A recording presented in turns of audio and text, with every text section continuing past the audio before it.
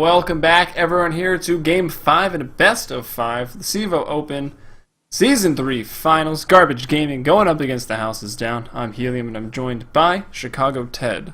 You are joined by late night Chicago Ted, as it's going heavily on into the, well, now morning where I am, and this is still a great series. I wouldn't want to be anywhere else right now as these teams fight off for the prize pool here. And what a game it's been, what a series it's been so far. Each team having their commanding points, but Garbage Gaming really starts showing a lack of game presence in the last two games. Definitely showing some life, but not enough to take the games. Do you think that they're going to be able to round it out and pick up this Game 5? I don't know. Besides the first game where THD got caught off guard and then subsequently they just fell so far behind they couldn't really get back into the game, but it almost looked like they were even going to. We saw in the game 1 on the Naga Siren how Neo Folk was playing that hero. At least, no, that was Creator actually on Naga. He played in the mid lane. He was playing that hero incredibly well, utilizing the mirror image split push, but it wasn't enough. Ever since then, though, House is Down has been in complete control of every game. And I would expect them to win this series, but let's not count Garbage Gaming out. Once again, Nature's Prophet, Luna, two of the heroes they had in Game 1. Look for them to bring out the stops here, maybe even pick up that Witch Doctor again. Yeah, it looks like they're going to decide, okay, we've given up enough. We have given away all of our safety nets. Let's go ahead, go back to square one, go to what we're strong with, and make sure our name is known. So they're going to go ahead and do that. Meanwhile, the House is down, picking up some of their claims to fame. Alchemist and Visage will be coming out for them.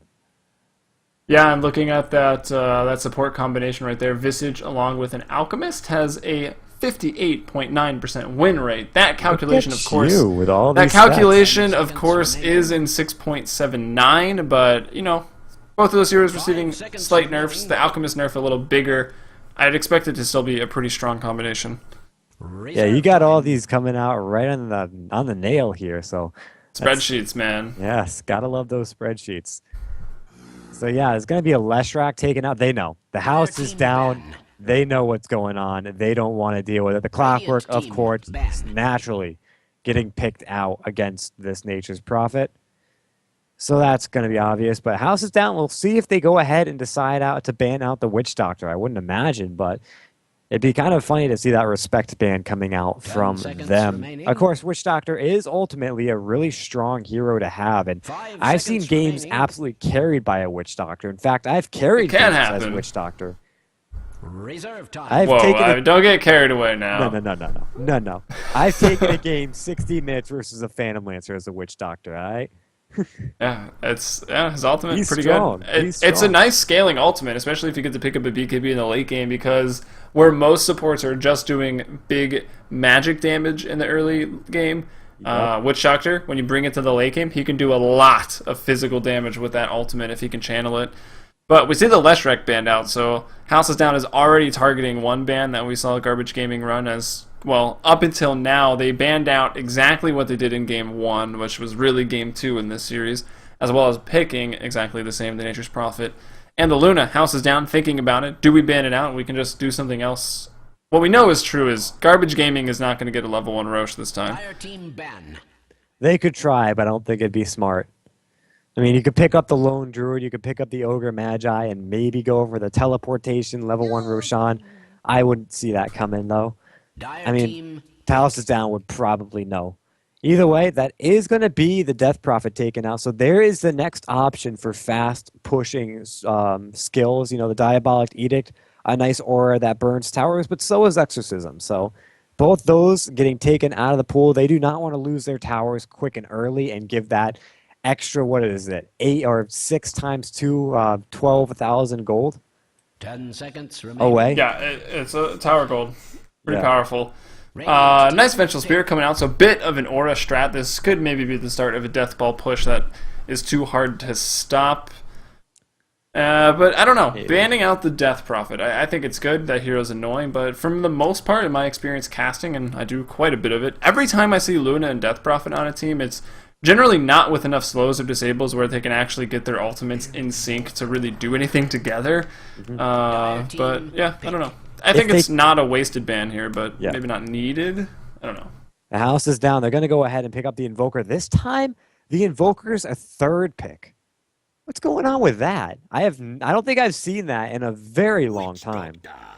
I mean, Invoker, that buff has really helped him. He's been being played a lot recently, especially at the start and maybe the middle of 6.79, and he only got buffed more. Oh, I guess, okay, Forge Spirits took a nerf, but they were ridiculous. They're still very good.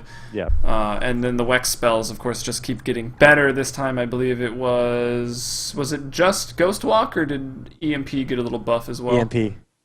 I think it doesn't channel for as long time. 10 seconds remaining. Yeah, so, you know, Quas Wex, they really want it to be played. They being Ice Frog, I guess. I mean, it's not so much that they really want to be played, though. It's they want to make it equally viable. I mean, Quas Exor is still an incredibly viable strat, especially because those Forge Spirits plus Cold Snap is incredibly strong. So, I mean, you can't count out either one. They're both strong, but Wex will make things happen, especially if you're going against a pushing lineup, a lineup that's heavy on nukers, and a lineup that's got Trilenes easy to gank. So, I mean, Invoker has his place. It just makes him a really flexible hero, and that might start coming into play. We might start seeing him picked up more because flexible heroes are the ones more sought after. Weaver, though, going to be the fourth pickup for the house. It's down, but Garbage Gaming, they stay true, and they pick up their Witch Doctor. Yeah, I'm down. I mean, a ranged hero going to do a lot of damage early with the Lunar Blessing, with, you know, either the armor reduction or the Vengeance aura. And I do know Lunar Blessing applies to all heroes, whether they be ranged or melee, not like Dro's aura, something along those lines. But ranged attack heroes with decent animations and really good range on Witch Doctor, it's could be a pretty strong defensive, potentially even aggressive Trilane, but you gotta be pretty manly to go into an Alchemist Visage lane, as well as a Weaver, so that's likely the tri-lane waiting on, what is it going to be, an off-laner here for the houses down?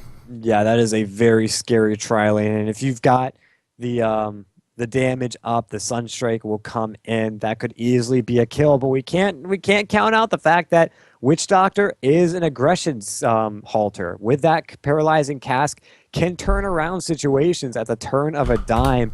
And let's not forget, he did get strong enough where HLGF made a song about him. And that was really, really good, by the way. Yeah, I wish I could play that right now. Is it on Spotify? I don't know. I wish it was. Doubt that it would be on Spotify. We could just go to his YouTube channel. We could. We should play that after this game. Regardless of who wins, Witch Doctor is the true winner here. Yeah, that sounds fair. We could use that as the outro song here, because of course, for those of you joining in, we are in the 5th game right now. Yeah, this is it. Money is on the line. Hashtag hype, guys. This is the game that decides who takes the crown and who doesn't. And I mean, I guess I didn't really need to include that second part, but who cares? It's Marana getting picked up. And there is some damage for you. We've got the Vengeful Spirit Aura. What is that called? It's called the Vengeance Aura, of course. My God. And the Luna with the Lunar Blessing. Now the Marana on top of that. The Hunters in the Night. The Priestesses of the Moon. Elder Titan, though, is going to be the last pick for the house is down. And the big bad dude with the attitude, the armor reduction, the magic amp is coming out on the field.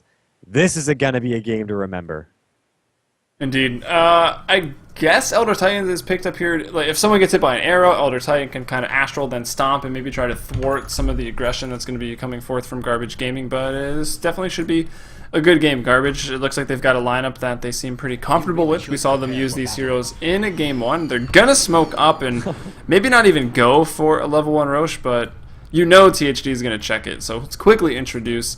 We've got Triceps here on the Vengeful Spirit, Froghead on the Witch Doctor, SMD going to be carrying up on the Luna, Ralph Fizzle here on the what looks to be offlane Nature's Prophet, maybe, yeah, definitely offlane, and Stufu here on the Marana, so looking to do the smoke gank wraparound here early on. We're going to see a 5v5, so I'm going to be quick with this. We got Knive on the Elder Titan. It's going to be Goo on the Alchemist. Neofolk playing the Weaver, the Creator on the Invoker, and Vestius now on the Visage. And here we go, Astral Spirit going to fly out the arrow to miss. No, the arrow does hit on the back end.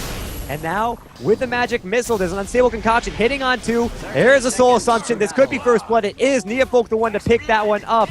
Meanwhile, Vesti is getting trapped in by the Treants. He has nowhere to go except Tango out. He uses up 2 of them. He does get the escape out. Meanwhile, on the Vengeful Spirit, she goes down to the Creator and Voker. And that's going to be a 2-4-1. Refizzle isn't done, though. The arrow to fly, the arrow to miss. And now that's going to be the disengage. Yeah, well, I like the idea of Garbage Gaming to go in and try to bait this out with that smoke gank. They knew that THD was going to be checking the Roshan, so Garbage Gaming, they were in for the long con since game 1. I'm sure it was planned all the way through the series to run that strategy, but doesn't quite work out. They don't even get the first blood there. They did. Actually, Witch Doctor got the first blood. Yes, they No, did. no, No, he mind. did not. No, He that did was not. Weaver that got the first He blood. got second blood. He killed the Yeah. Elder Titan. So Weaver does get the first blood. So THD definitely getting the better of that exchange, and pretty much everyone able to get to lanes moderately on time. Yeah, I was really surprised too because I thought the paralyzing cask was going to do a lot more in that fight, but it really didn't. The arrow It doesn't hit- bounce a lot at level 1. Yeah, definitely. That could be Two. that is a major contributor. Yeah, 2 bounces. That's a Kind of major sucks at contributor level to 1, that. actually. I actually would have imagined that either the Voodoo Restoration again or the Maledict would have been much better in that fight. But again, 2020 always better, or hindsight rather is always 2020. Yes, there you go. Yeah, it took me a little bit. There's Goose sporting that ball and chain that you were talking about. You got from the. I didn't get the ball. I just got the armbands. Oh, that's even worse. Yeah, the ball would have been a lot cooler. Either way, neither of them were the Shadow Blade from the Luckless Lockbox, but, you know, maybe one day. Yeah, it's gonna happen. Don't worry.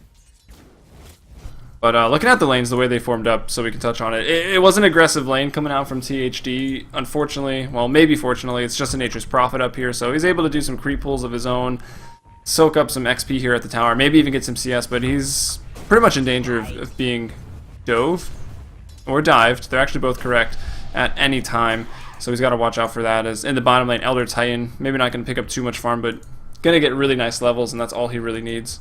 Definitely. And he can still pick up farm if he can pop out those Astral Spirits at the right time. It does a good amount of damage. So, yep, he just got a last hit because of that timing there. And he's going to go ahead and use that movement speed and damage he got to just go ahead and slap Triceps for a good chunk of damage. Yeah, and Witch Doctor's rotated to the mid lane, so it's a bit of a duo lane here. So 2-on-2 lanes coming out from Garbage. We'll see how effective that's going to be. Nature's Prophet won't get all that much in the top lane. As look at this, Goo and Vestius being very patient. Yeah, Froghead and Stufu, though, this is a really strong lane. If the arrow does hit, a Maledict can seal a kill on the Creator, no problem. And it looks like Goo and Vestius, they know what's going on, and they want to go ahead and put the face of Froghead here. They don't want to make sure that he knows he shouldn't be wandering in the mid lane right now. Here they go, Unstable Concoction. Sunstrike will hit, and now Froghead will take a fall, and that's going to be to the Alchemist, who got a little quick punch off in between those stuns. Yep, nicely done. Creator going to finish out his phase boots as well. And in the bottom lane, actually, Knive could be in some trouble. He's going to get stunned up here. Does he have another Astral? 2 seconds. Lucent Beam coming through. Lots of damage. Knive, though, very, very fast with the boots here. One of his first purchases. Oh, that was an auto attack that did quite a bit of damage. SMD will be able to bring down the Elder Titan. So netting a kill there in the bottom lane. Nicely done. 1,000 gold for him. Let's But talk overall, about Wave 3 of to 2. Terror plus Lunar Blessing. That's a lot of damage. Yeah, it's definitely very good. And they even have the magic missile, of course, to stun him up for a little bit longer, get some hits in. So it's 2 heroes getting a kill on 1, 2v1. Nicely done.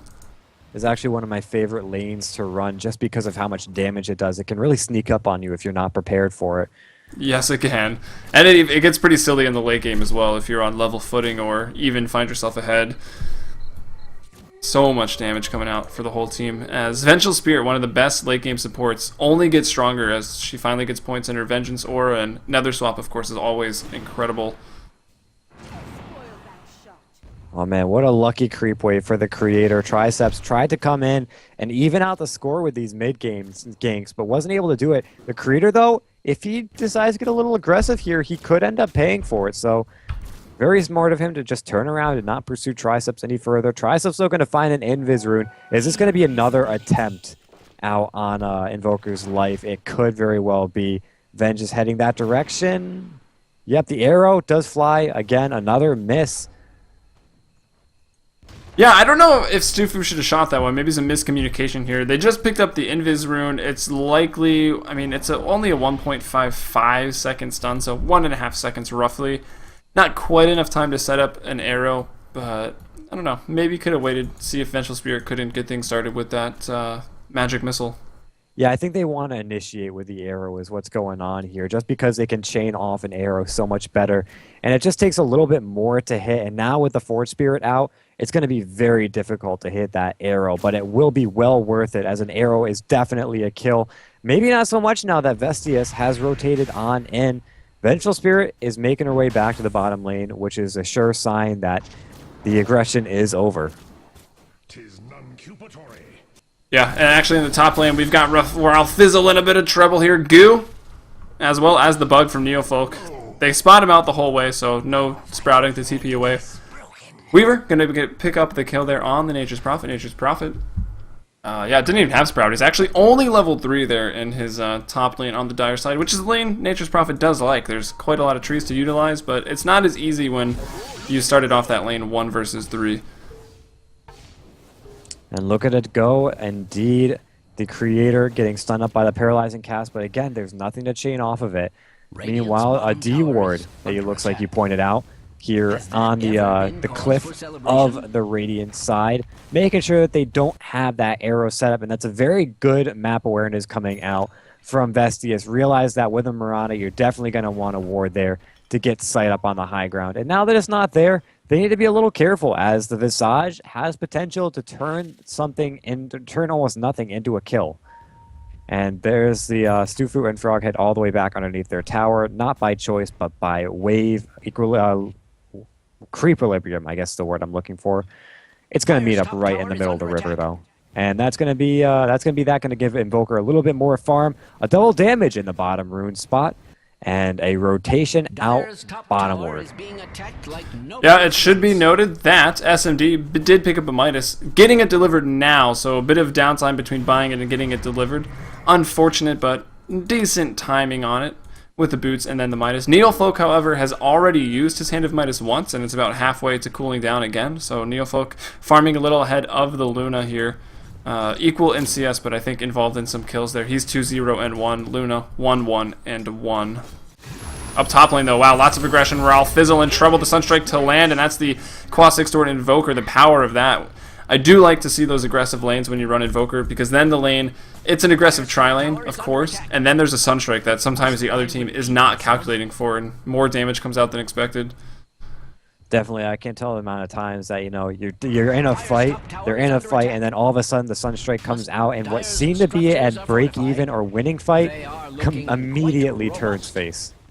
Dire's top tower is being attacked like nobody's Yeah, well, 5-2 here at 8 minutes. Looking at the gold graph, we see THD with that first blood before the horn sounded, off to an early start. Now they're 2,000 gold ahead. Looking at the XP, about the same place there. So Garbage Gaming, not the same start they had. With a lineup similar to this in the first game of the night here in the finals. Not at all. So they got a long road ahead of them to win this game, and THD for now, still early, but with the ganking lineup, they're dictating the flow of this game.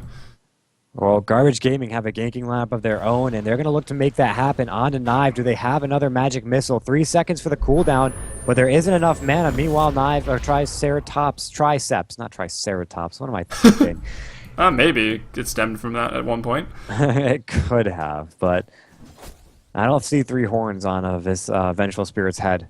Either way, she's going to back off from that. Just wasn't enough mana. Even if she had dived a little bit more, that Sunstrike would have connected, and it would have been very difficult for her to get away alive. Meanwhile, THD, Goo, is going to go straight on in. That Stable Concoction hits out on Stufu, but she leaps out of the acid spray here. Meanwhile, SMD coming out with the Eclipse. This time it's a good Eclipse. 2 strikes down on the Invoker to get the kill there.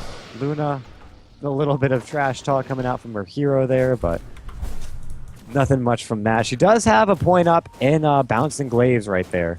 So that's going to help her out, getting a little bit more damage output. And they're going to go ahead and make a push on this mid tower. Luna actually does have that high hand of Midas. And it's going to be a try to get a kill on the Vestius. One more auto attack should be enough to hit. It's going to be the Lucid Beam from Luna to find that hit, to find that kill. The hand of Midas off cooldown, looking to use that one. But that Astral Spirit doing a lot of damage. SMD still not using the Midas. I think she just wants to save it for a big creep. Potentially. As well, we see a nice long-range concoction onto the Sunstrike, and, well, basically two-shot right there. Not even going to drop the Earth Splitter in case of some counter initiation, but that fight goes very, very well for Garbage Gaming, and I think it's THG getting a little over-aggressive. They tried to sort of dive into the trees here by the mid-tier 1 for the Dire just to chase that Mirana, who leapt in there, and they got caught. The cask bouncing, paralyzing cask, paralyzing them, as you might expect, as well as a 3-man Maledict, and then came in Luna with the Lunar Eclipse. It really hurt THD, but I don't know. They don't sustain that heavy of a loss, and they're going to smoke up. It looks like Garbage have stopped the bleeding, as the net worth chart going to go ahead and level out at about 3,000 advantage. Yeah, Froghead trying to set up an arrow from Mirana, tossing out the cask, but it hit all bounces on creeps there. But there's going to be the wraparound triceps. Actually, no, it's a smoke up from Vestius and Goo. And they might be looking to try to make something on Triceps, who's going to go ahead and reveal the smoke of Vestius. Now of Goo, who charges up immediately. He's going to stun himself up, though. Gets himself back. Doesn't want to engage.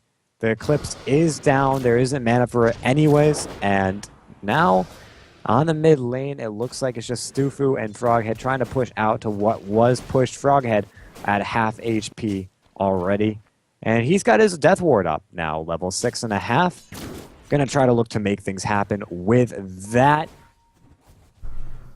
I gotta question this Witch Doctor's build. Maxing Maledict now, Cask is so good. It always was, and now that it bounces through the fog, it's even better.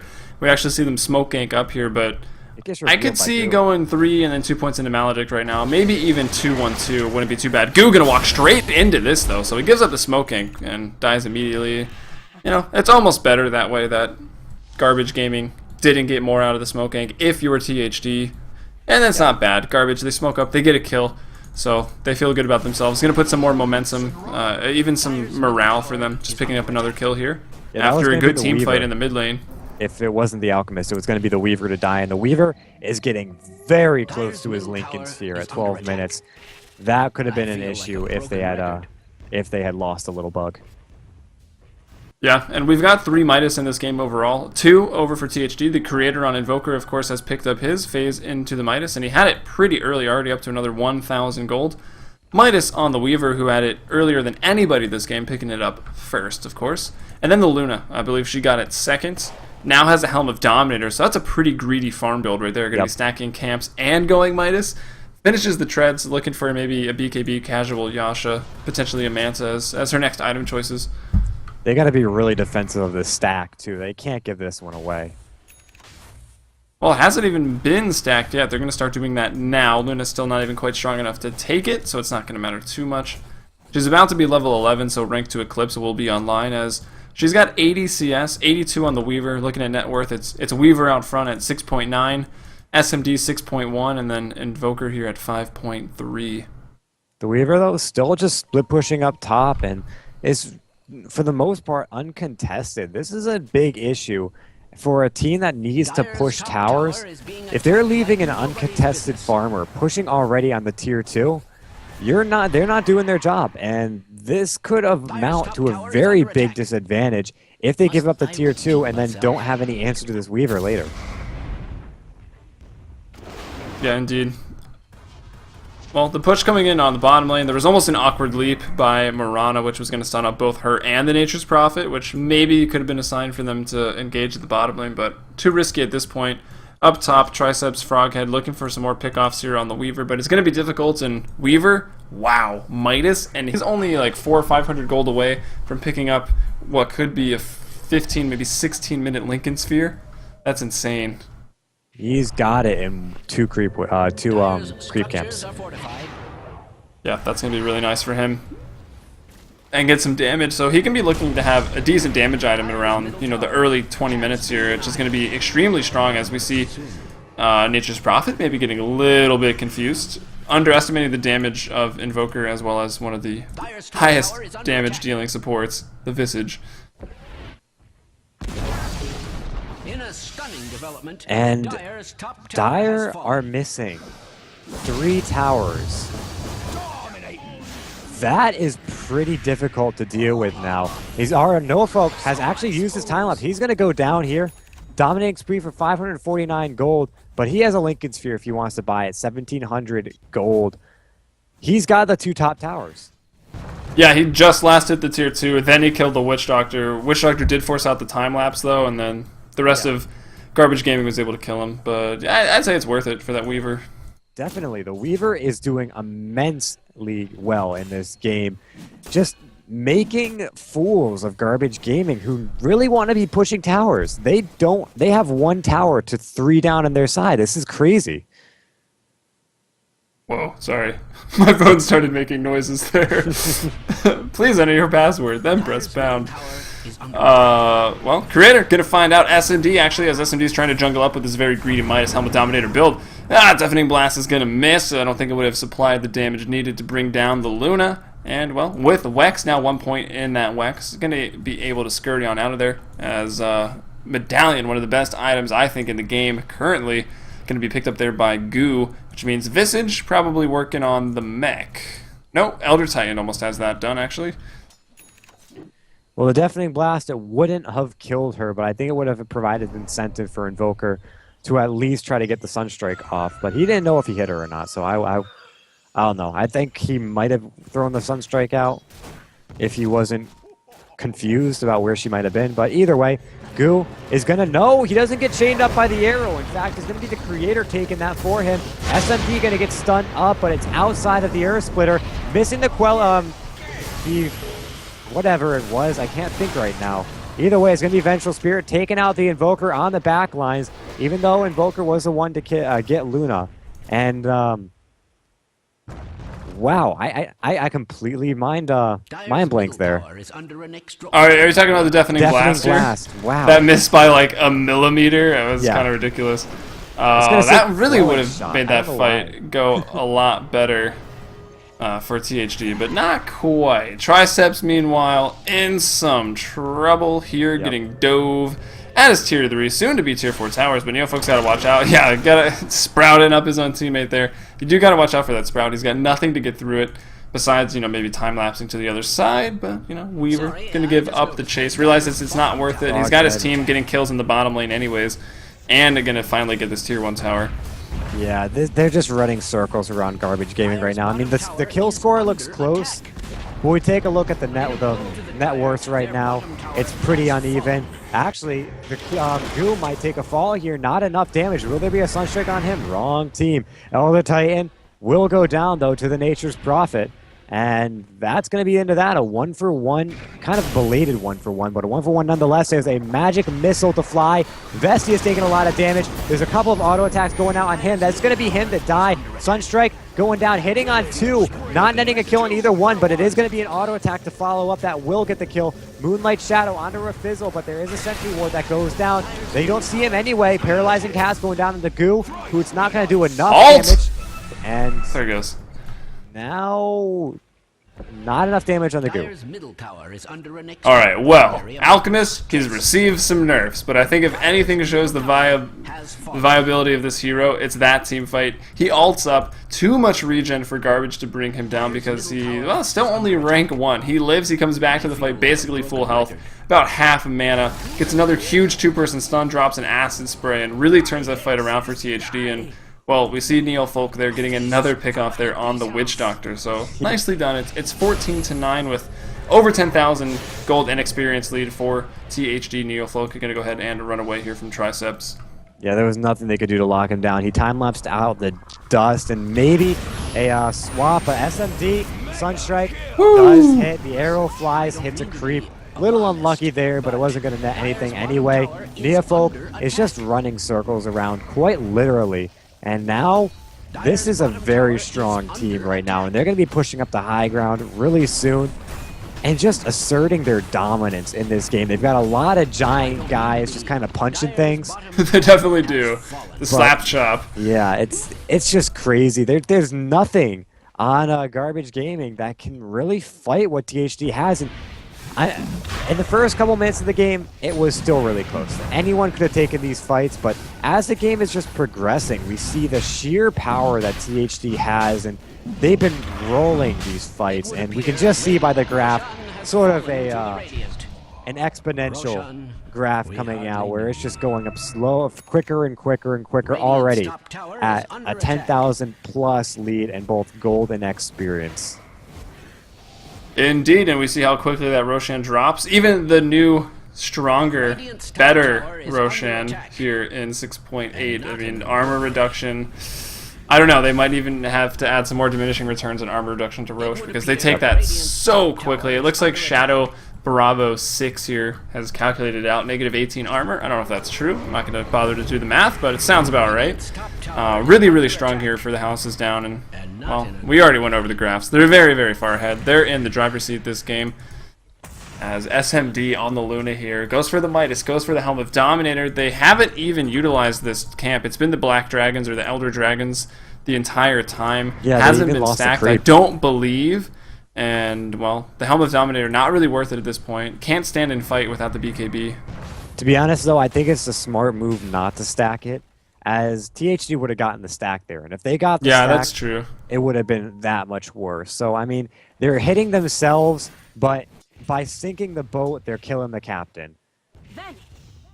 Nice. And now, it has Stomp coming out, Triceps, and SMD. No, it's just Triceps getting hit by that one. He does get hit by the Earth Split, but he's going to be able to get away. The Sunstrike off the mark. Still, almost. That's pretty close. Yeah. Well, I mean, it was on the other side of this building here. These little useless gold pots in the enemy side, but here we go. It's going to be SMD trying to get a kill out on the Goo. He takes a lot of damage, but that regen's too much to Stomp. Ends up killing or hitting up on Froghead. SMD out of range of the acid spray. Will still get away. Will he? Yes, he will. Double ultimate hitting down. Try regenning through that Alchemist. The Four Spirits trying to go ahead and find up the kill. The Sunstrike. No. Under attack. Little off the mark. He puts it at the mouth of the base, so Luna's going to be okay. Well, Alchemist maybe could have got away with that if anyone else went, or he still had his ultimate up, but Chemical Rage runs out, and then Alchemist pretty much dies immediately. Yeah. That ability, very, very strong with the added regen. He's up to level 11, so he now has rank 2 in it. He's also got the Blink Dagger, which we've already seen some really good initiation. Here comes Weaver out in the early 20-minute mark, just like we were predicting, picking up that damage item, the Desolator. I think he's had it for a little while. Meanwhile, an Evoker tanks up a bit, gets some more intelligence, as well as the Necronomicon units. The Necro 3 is completed. That's really going to bring alive the push here for THD, as, well, SMD and the Lunas just gotta hold on and try to win a fight with the big Eclipse. Well, the rat is real as Nature's Prophet going ahead and pushing. SMD getting hit up by those the Swarm and taking a bit of damage from that Sunstrike off the mark. Oh, that one was close. Oh, BKB is now finished on the Luna. Aegis, though, is going to be reclaimed here from Invoker in about 2 minutes. Arrow onto Neofolk. If they can burst him down, this could be very, very good, but the Lincolns is going to dodge the first stun, and he'll be okay. Still doesn't have time-lapse for another 15 seconds, so he might want to be a little careful. Goo, not going to be brought down because Chemical Rage OP. Already back to full health, pretty much. How nice. Chemical Rage runs out, drops him off at practically full health, but the fight continues here. Jumping in, SMD is going to be brought down immediately. Triceps almost falls to the Soul Assumption. Neofolk's still alive, but now he does actually have the time lapse. He's going to die for this. He doesn't even need the time lapse out of it, but maybe, yeah, he's going to. That time lapse does not actually take off Maledict, by the way, as this should be the mid lane Rax buyback here on the Vengeful Spirit, but I don't know if that's going to be enough. They could sustain some more Rax losses. Another arrow, but Stufu, she shouldn't be going into that. Oh man, and now I think this is GG. It is GG. Grand Finals. It went to a full Game 5. But THD in the end are able to take it home for the victory, and I get a win. I get an item for it. What do you know? Yeah. It paid off doing the whole 5 games here for you. Oh yeah, first ever Game 5 that I've completed. So a little bit of added to that. Now when you're famous, you can apply your signature to that item and sell it for millions. Maybe I can. As well, we should congratulate here THD, the winner of CEVO Season 3 Open. Both of these teams, of course, are going to be moving up to CEVO Main in Season 4. Make sure to go sign up, CEVO.com. You've got until February 17th. But big shout out to THD, of course, playing from Brazil, doing well, making the plays. Garbage Gaming, great team, not living up to their name, but that's a good thing. They are not garbage. They should do well in CEVO Main Season 4. It's late, so we're going to be quick with this, but I'm Helium. You can follow me on Twitter at HeliumBrella, and of course, my